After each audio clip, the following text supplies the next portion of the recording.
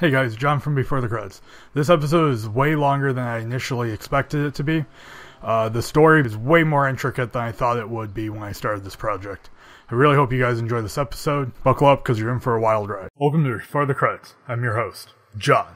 In today's episode, we are going to talk about Spider-Man. Cue awesome Spider-Man song. Spider-Man, Spider-Man, does whatever a spider can, spins a web any size. So, with Iron Man 4 featuring some Spider-Man coming out in 2 weeks, we will be getting the third origin story. We will be getting the sixth movie in 15 years.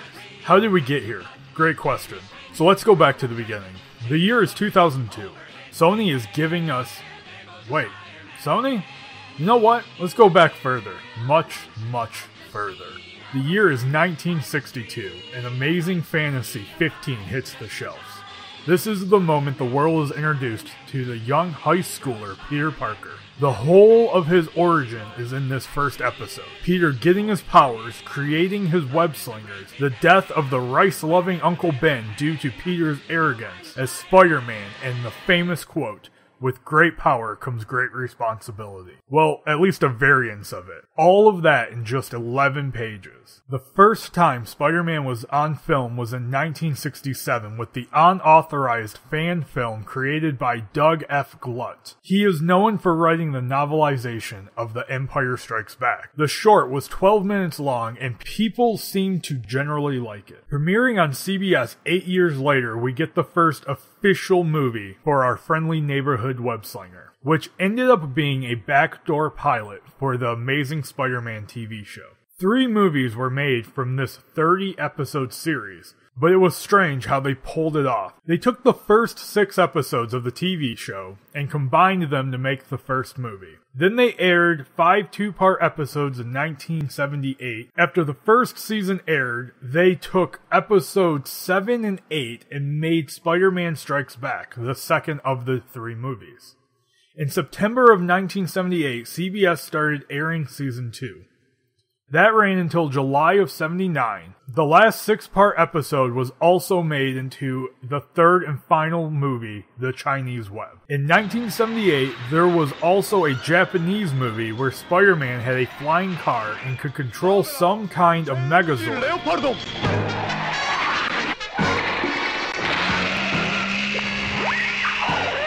Yeah, that happened. Let's dive a little bit further down this rabbit hole. A lot of things happened between 1979 and 2002, so let's get started.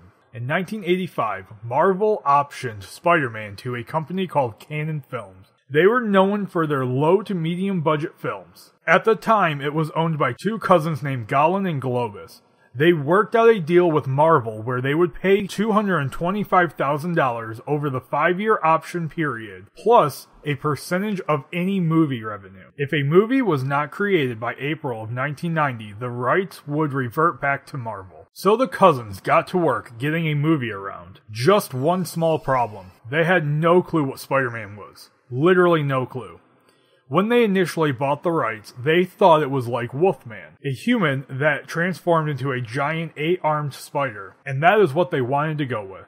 They hired on a writer, Leslie Stevens, creator of The Outer Limits, and told him to write a treatment that reflected their misconception. In Stevens' story, a corporate scientist intentionally subjected ID badge photographer Peter Parker to radioactive bombardment, transforming him into a hairy, suicidal, 8-armed monster.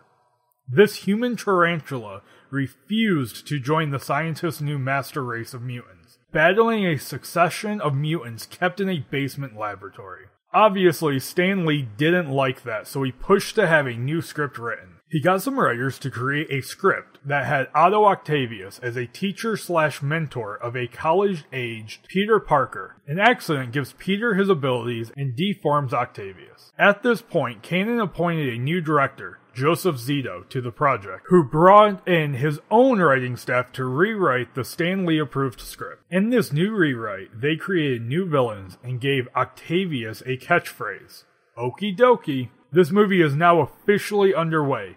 Zito, who oversaw storyboarding, also started scouting filming locations in the US and across Europe. Canon set the budget at $15 to $20 million.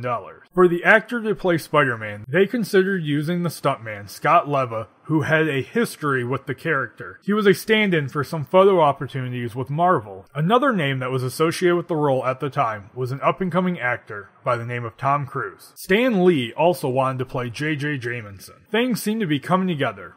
Then enter Superman 4. It had become so expensive they slashed the budget for Spider-Man to under $10 million. Zito left and Canon brought in 4 more writers to develop a much cheaper version of the movie. Scott Leva was quoted as saying the script went from good to terrible over the course of the rewrites. The project shut down after Canon put in about $1.5 million.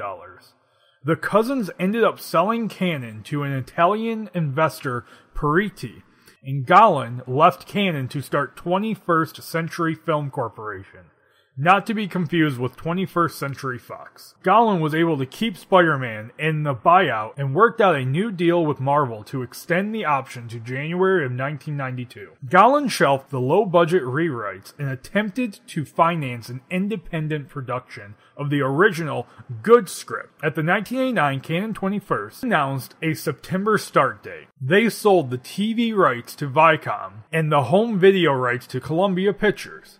Golan submitted a new script to Columbia, which was actually just the 1985 script with an adjusted 1989 date. Turns out, Columbia wanted a rewrite, so they brought in 2 different writers to rewrite it. At that point, Columbia set up a tentative production deal. Sometime in 1990, Stan Lee said Columbia may end up buying Spider-Man from 21st Century. It never happened that way though. By the end of 1990, Columbia was purchased by Sony for $3.4 billion. Due to money problems, Golan sold the theatrical rights to Carolco Pictures, who are known for action movies like Terminator 2 and Rambo. This is where the rights get sticky. Carolco worked out a deal with Marvel to extend the option to 1996. They eventually brought on James Cameron, yes, that James Cameron, to write and direct. The once $15 million film now had a $50 million budget. Cameron submitted a script mint that he claimed was a complete rewrite. However, there were some similarities to previous scripts written within it. At the same time, Arnold Schwarzenegger was being talked about for the role of Dr. Octavius. In 1993, everybody was suing everybody. In the contract that Carolco signed with Cameron gave him the rights to decide on the movie and advertising, so no advertisements mentioned Golan, who was still very active in assembling the elements for the movie. Golan instigated legal action against Carolco for disavowing his contractual agreement credit as a producer. Then Carolco sued Viacom and Columbia to recover broadcast and home video rights. Those 2 studios countersued back. Out of nowhere, 20th Century Fox swings in and sues Carolco, contesting Cameron's participation, claiming exclusivity to his services as a director under yet another contract. Here comes late 1995-96. Bankruptcy. 21st Century, Carolco, and Marvel all filed bankruptcy within 15 months. 20th Century Fox ended up purchasing Carolco, and MGM ended up buying 21st Century Films. Via a quick claim from Carolco, MGM acquired 21st Century Film Library and assets and received, quote, all rights in and to all drafts and versions of the screenplay for Spider-Man. Here's the kicker. In 1990, a year after Parity bought Canon, the company Golan owned, he ended up buying MGM and merging them before MGM filed bankruptcy in 1992 and a bank took them over. So it is kind of like Spider-Man had a homecoming. Back to Spider-Man. In 1995, a judge ruled that the Spider-Man rights had expired and reverted back to Marvel. So in 1999, Marvel needed money to stay afloat and went on to sell the rights to Columbia. And that is how Sony got the rights to Spider-Man. Well, not so fast. Remember how MGM bought the rights in 95 via 21st Century? They were still under the assumptions that they owned him, and so the fight continues. In the meantime, MGM's chief executive John Cayley moved to Columbia Pictures. Cayley was familiar with an interesting bit of information. Sony owned the cinematic rights to the adaptation of Thunderball, a James Bond story, and they were prepared to make a 007 movie. Now, with both studios having potential rival projects that would undercut their own long-term financial plans, Columbia, without a franchise, had wanted Spider-Man since 1989, and MGM's only successful box office franchise being 007. A new 007 film would really hurt MGM, and a competing Spider-Man would really hurt the potential cash cow that Columbia saw in them. Both sides had strong cases for each film series. In March of 1999, the two studios agreed to a trade-off. Columbia relinquished their rights to the new 007 series, and MGM gave up the claim to Spider-Man.